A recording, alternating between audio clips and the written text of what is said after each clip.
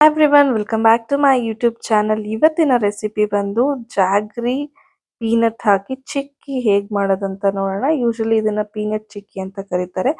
ತುಂಬಾನೇ ಸುಲಭ, ಮನೆಯಲ್ಲೇ ಮಾಡ್ಕೋಬಹುದು ಆರಾಮಾಗಿ ಹೆಲ್ದಿಯಾಗಿ. ಹೇಗೆ ಮಾಡೋದಂತ ನೋಡೋಣ. ಇಲ್ಲಿ ಒಂದು ಬಾಣಲೆಗೆ ನಾನು ಯಾವ್ದಾದ್ರು 1 ಕಪ್ಪನ್ನ ಅಳತೆಯಾಗಿ ಇಟ್ಕೊಳ್ಳಿ. ಅದೇ ಕಪ್ಪಿನ ಅಳತೆಯಲ್ಲಿ ನಾನು 2 ಕಪ್ ಆಗುವಷ್ಟು ಪೀನಟ್ಸ್ನ ಸೇರಿಸ್ಕೊತಾ ಇದ್ದೀನಿ. 2 ಕಪ್ ಪೀನಟ್ಸ್ನ ಸೇರಿಸ್ಕೊಂಡು ಮೀಡಿಯಂ ಫ್ಲೇಮ್, ಅಂದ್ರೆ ಮೀಡಿಯಂಗಿಂತ ಸ್ವಲ್ಪ ಲೋ ಫ್ಲೇಮಲ್ಲೇ ಇದನ್ನ ಚೆನ್ನಾಗಿ ನೀವು ಹುರ್ಕೊಂತಾ ಹೋಗ್ಬೇಕಾಗುತ್ತೆ. ಸೀದ್ಸ್ಬಾರ್ದು ಯಾವುದೇ ಕಾರಣಕ್ಕೂ. ಪೀನಟ್ಸ್ ಏನಾದ್ರು ಸೀದೋದ್ರೆ ನಿಮಗೆ ಚಿಕ್ಕಿ ಅನ್ನೋದು ಟೇಸ್ಟ್ ಹೊರಟೋಗುತ್ತೆ. ಸೊ ಆದಷ್ಟು ಲೋ ಫ್ಲೇಮಲ್ಲಿ ಇಟ್ಕೊಂಡು ನೀವು ಇದನ್ನ ರೋಸ್ಟ್ ಮಾಡ್ಕೊಬೇಕಾಗುತ್ತೆ. ಅಂಡ್ ಮೇಲೆ ಸಿಪ್ಪೆ ಟೈಮ್ಸ್ ನೀವೇನಾದ್ರೂ ಫ್ಲೇಮ್ ಜಾಸ್ತಿ ಇಟ್ಕೊಂಡ್ರೆ ಮೇಲೆ ಸಿಪ್ಪೆ ಬ್ಲ್ಯಾಕ್ ಆಗಿಬಿಟ್ಟು ಒಳಗಡೆ ಕಡಲೆ ಬೀಜ ಏನಿರುತ್ತೆ ಅದು ಕ್ರಿಸ್ಪ್ ಆಗಿರಲ್ಲ. ಸೊ ಹಾಗಾಗಿ ನೀವು ಒಟ್ಟು ತೆಗಿಬೇಕಂದ್ರೆ ಅದು ಸಾಧ್ಯ ಆಗಲ್ಲ. ಅದಕ್ಕೋಸ್ಕರ ಹೇಳ್ತಿರೋದು, ಲೋ ಫ್ಲೇಮಲ್ಲಿ ನೀಟಾಗಿ ಒಂದು 15 to 20 ಮಿನಿಟ್ಸ್ ನೀವು ತಾಳ್ಮೆಯಿಂದ ಇದನ್ನ ರೋಸ್ಟ್ ಮಾಡ್ಕೋಬೇಕಾಗುತ್ತೆ. ಇರ್ಬೋದು ಮೇಲೆ ಸ್ವಲ್ಪ ಸಿಪ್ಪೆ ಕಲರ್ ಚೇಂಜ್ ಆಗಿದೆ. ಈಗ ನಾನು ಚೆಕ್ ಮಾಡ್ಕೋತಾ ಇದ್ದೀನಿ, ನೀಟಾಗಿ ಇದು ಸಿಪ್ಪೆ ಔಟ್ ಅಂದ್ರೆ ಆಚೆ ಬರ್ತಾ ಇದೆ. ಸೊ ಇದು ಇವಾಗ ಫ್ಲೇಮ್ನ ಆಫ್ ಮಾಡಿಕೊಂಡು ತಣ್ಣಕ್ಕಾಗಕ್ಕೆ ಬಿಟ್ಬಿಡ್ಬೇಕು. ತಣ್ಣಕ್ಕಾದ್ಮೇಲೆ ನೀವು ಕಡಲೆ ಬೀಜದಲ್ಲಿ ಸಿಪ್ಪೆ ಏನಿದೆಯೋ ಅದನ್ನೆಲ್ಲ ಫುಲ್ ಕಂಪ್ಲೀಟ್ ತೆಗಿಬೇಕಾಗುತ್ತೆ. ನಾನು ನಿಮ್ಗೆ ತೋರಿಸ್ತೀನಿ ಅದು ಹೇಗೆ ತೆಗಿಬೇಕಂತ, ಈಸಿ ಮೆಥಡ್. ಇವಾಗ ಒಂದು ತಟ್ಟೆಗೆ ನಾವೇನು ರೋಸ್ಟ್ ಮಾಡ್ಕೊಂಡಿದ್ವಲ್ಲ ಪೀನಟ್ಸು, ಅದನ್ನ ಇದಕ್ಕೆ ಟ್ರಾನ್ಸ್ಫರ್ ಮಾಡ್ಕೋತಾ ಇದ್ದೀನಿ. ನೋಡ್ತಿರ್ಬೋದು ತುಂಬಾ ಸೀದೋಗಿಲ್ಲ, ಲೈಟ್ ಆಗಿ ಮಾತ್ರ ಕಲರ್ ಚೇಂಜ್ ಆಗಿದೆ. ಲೋ ಫ್ಲೇಮಲ್ಲಿ ಹುರ್ಕೊಂಡಾಗ ಮಾತ್ರನೇ ನಿಮಗೆ ಈ ತರ ಕಡಲೆ ಬೀಜ ಅನ್ನೋದು ನೀಟಾಗಿ ರೋಸ್ಟ್ ಆಗುತ್ತೆ. ನಾನು ಎಷ್ಟು ಈಸಿಯಾಗಿ ತೆಗಿತಾ ಇದ್ದೀನಿ ನೋಡಿ, ಸಿಪ್ಪೆ ಎಷ್ಟು ಚೆನ್ನಾಗಿ ಈಸಿಯಾಗಿ ಬರ್ತಾ ಇದೆ. ಸೊ ನೀವು 2 ಕೈನ ಯೂಸ್ ಮಾಡಿ ನೀಟಾಗಿ ಇದನ್ನ ಈ ತರ ಮಾಡಿದ್ರೆ ಸಾಕು, ಸಿಪ್ಪೆ ಎಲ್ಲ ಹೊರಗಡೆ ಬರುತ್ತೆ. ಮೆಥಡ್ ಅಂದ್ರೆ ಕಿವುಚೋದು ಅಂತಾರಲ್ಲ, ಆ ಥರ ಎಲ್ಲ ಕಿವುಚ್ಕೋಬೇಕಾಗುತ್ತೆ. ಈ ತರ 2 ಕೈಯಿಂದ ಕಿವುಚ್ಕೊಂಡಾಗ ಅದು ಎಲ್ಲ ಸಿಪ್ಪೆನೂ ಆಚೆ ಬಂದು ಈ ತರ ಆಗುತ್ತೆ ನೋಡಿ, ಎಷ್ಟು ಚೆನ್ನಾಗಿ ಎಲ್ಲ ಆಲ್ಮೋಸ್ಟ್ ಸಿಪ್ಪೆ ಎಲ್ಲ ಆಚೆ ಬಂತು. ಇವಾಗ ಇದನ್ನ ಹೇಗೆ ಒಟ್ಟು ಸಪ್ರೇಟು ಮತ್ತೆ ಕಡಲೆ ಬೀಜ ಸಪ್ರೇಟ್ ಹೇಗೆ ಮಾಡೋದಂತ ತೋರಿಸ್ತೀನಿ. ಒಂದು ಇದಿರುತ್ತೆ, ಬಜ್ಜಿ ಬೋಂಡ ಎಲ್ಲ ತೆಗಿತೀವಲ್ಲ ಎಣ್ಣೆಯಲ್ಲಿ, ಆ ಥರ ಸಾಮಾನ್ಯವಾಗಿ ಎಲ್ಲರ ಮನೇಲೂ ಇದ್ದೇ ಇರುತ್ತೆ. ಅದನ್ನ ತಗೊಂಡು ಇದಕ್ಕೆ ಪೀನಟ್ಸ್ನೆಲ್ಲ ಹಾಕೊಂಡು ಈಗ ಜರಡಿ ಹಿಡಿತೀವಲ್ಲ ನಾವು, ಆ ಥರ ಮೆಥಡಲ್ಲಿ ನೀವು ಈ ಥರ ಮಾಡ್ಕೊಂಡು ಬಂದರೆ ಹೊಟ್ಟೆಲ್ಲ ಕೆಳಗಡೆ ಹೋಗಿ ಫೈನಲ್ ಆಗಿ ನಿಮಗೆ ಪೀನಟ್ಸ್ ಅನ್ನೋದು ಮೇಲೇನೆ ಸಿಗುತ್ತೆ. ಯಾವುದೇ ರೀತಿ ಇದರಲ್ಲಿ ಹೊಟ್ಟು ಮಿಕ್ಸ್ ಆಗಿರಲ್ಲ.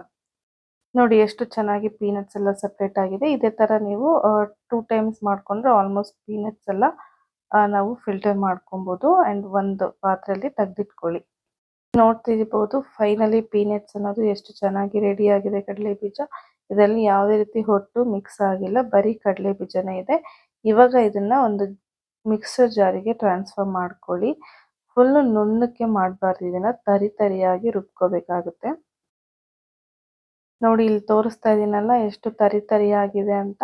ಈ ಕನ್ಸಿಸ್ಟೆನ್ಸಿಯಲ್ಲೇ ನಿಮಗೆ ಪೀನಟ್ಸ್ ಪೌಡರ್ ಆಗಿರಬೇಕು, ತುಂಬಾ ನುಣ್ಣಕ್ಕೆ ಆಗಬಾರ್ದು. ಈಗ ಒಂದು ಬಾಣಲೆಗೆ ನಾನು ಏನು ಕಪ್ಪಿನ ಮೆಷರ್ಮೆಂಟಲ್ಲಿ ಕಡಲೆ ಬೀಜ ತಗೊಂಡಿದ್ನಲ್ಲ ಅದೇ ಕಪ್ಪಲ್ಲಿ 1/4 ಕಪ್ ಆಗುವಷ್ಟು, ಅಥವಾ 1 ಕಪ್ ಪ್ಲಸ್ ಇನ್ನೊಂದು ಕಪ್ ಅರ್ಧದಷ್ಟು, 1.5 ಕಪ್ ಅಷ್ಟು ನೀವು ಇದಕ್ಕೆ ಬೆಲ್ಲನ ಸೇರಿಸ್ಕೋಬೇಕಾಗುತ್ತೆ.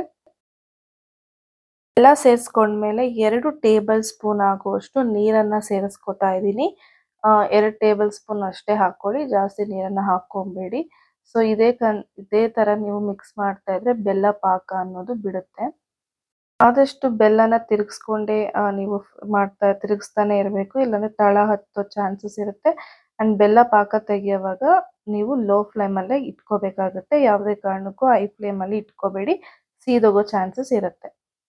ಸೊ ನೋಡ್ತಾ ಇರ್ಬೋದು ಈಗ ಬೆಲ್ಲ ಫುಲ್ ಕರಗಿದೆ. ಈ ಹಂತದಲ್ಲಿ ನಾನು ಸ್ವಲ್ಪ ಏಲಕ್ಕಿ ಪೌಡರ್ನ ಸೇರಿಸ್ಕೊತಾ ಇದ್ದೀನಿ.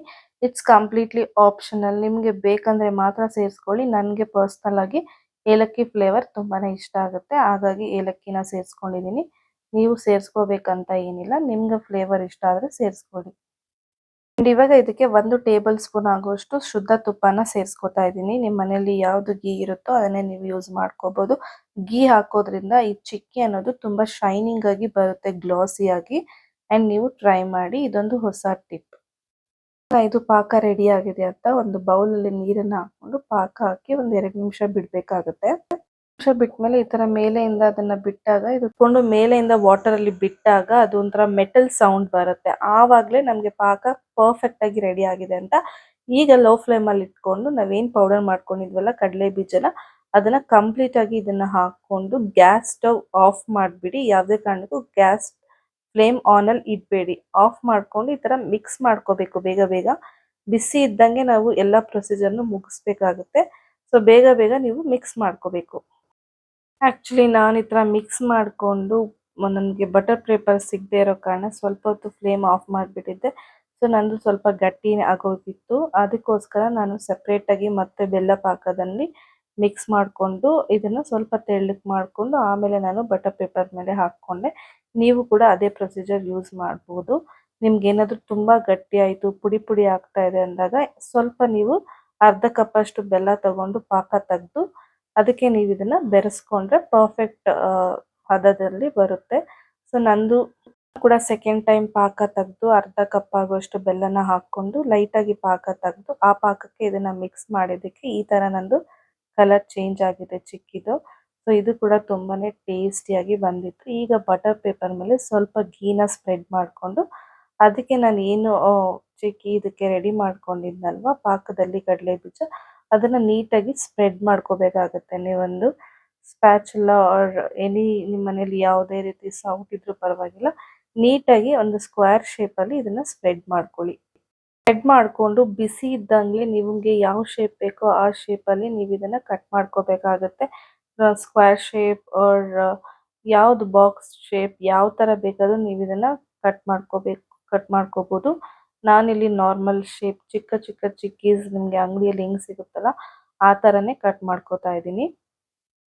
ನೀವು ಡ್ರೈ ಆದಾಗ ಕಟ್ ಮಾಡ್ತೀನಿ ಅಂದರೆ ಆಗಲ್ಲ. ಸೊ ಆದಷ್ಟು ಈ ಥರ ಬಿಸಿ ಇದ್ದಾಗಲೇ ನೀವು ಕಟ್ ಮಾಡ್ಕೊಂಡ್ಬಿಡ್ಬೇಕು. ಸೊ ನೋಡ್ತಿರ್ಬೋದು ನಾನು ಚಿಕ್ಕ ಚಿಕ್ಕ ಶೇಪಲ್ಲಿ ಬಾಕ್ಸ್ ಶೇಪಲ್ಲಿ ಕಟ್ ಮಾಡ್ಕೋತಾ ಇದ್ದೀನಿ. ಅಂಗಡಿಯಲ್ಲಿ ಸಿಗುತ್ತಲ್ಲ ಚಿಕ್ಕಿ ಅದೇ ಥರನೇ ಕಟ್ ಮಾಡ್ಕೋತಾ ಇದ್ದೀನಿ. ಕಟ್ ಮಾಡುವಾಗ ನಿಮಗೆ ಚಾಕುಗೆಲ್ಲ ಸ್ವಲ್ಪ ಅಂಟ್ತಾ ಇದೆ ಅಂತ ಅನಿಸುತ್ತೆ, ಯಾಕಂದರೆ ಇನ್ನೂ ಮೆತ್ತಗಿರುತ್ತೆ, ಡ್ರೈ ಆಗಿರಲ್ಲ. ಇಟ್ಸ್ ಓಕೆ, ನಿಧಾನವಾಗಿ ಪೇಷನ್ಸಿಂದ ಕಟ್ ಮಾಡ್ಕೊಳ್ಳಿ. ಆಗ ಇದನ್ನು ನಾನು ಮಿನಿಮಮ್ ಏನಿಲ್ಲ ಅಂದರೂ 1 ಅವರ್ ಡ್ರೈ ಆಗೋಕ್ಕೆ ಬಿಟ್ಬಿಡ್ತೀನಿ.